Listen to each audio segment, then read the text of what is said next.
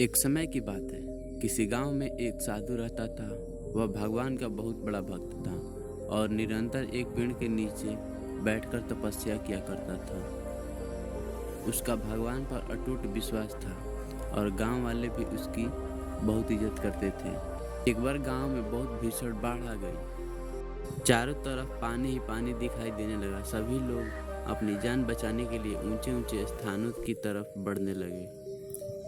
जब लोगों ने देखा कि साधु महाराज अभी भी पेड़ के नीचे बैठे हैं, भगवान के नाम का जप कर रहे हैं, तो उन्हें यह जगह छोड़ने की सलाह दी। पर साधु ने कहा, तुम लोग अपनी जान बचाओ, मुझे तो मेरा भगवान बचाएगा। धीरे धीरे पानी का स्तर बढ़ता गया और पानी साधु के कमर तक आ पहुंचा। इतने में वहां से एक नाव गुजरी।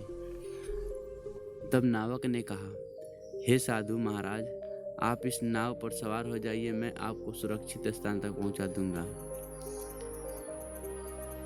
तब साधु ने कहा, नहीं, मुझे तुम्हारी मदद की आवश्यकता नहीं, मुझे तो मेरा भगवान बचाएगा।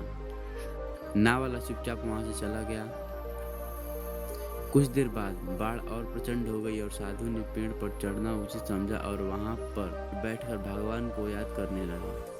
तभी अचानक उन्हें गड़गड़ाहट की आवाज़ सुनाई देती है। एक हेलीकॉप्टर उनकी मदद के लिए आ पहुंचा।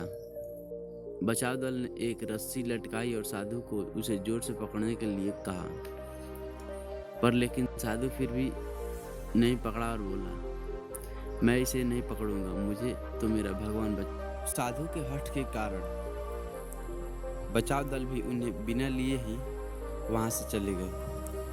कुछ ही देर में पेड़ बाढ़ की धारा में बह गया और साधु की मृत्यु हो गई। मरने के बाद साधु जब स्वर्ग में पहुंचे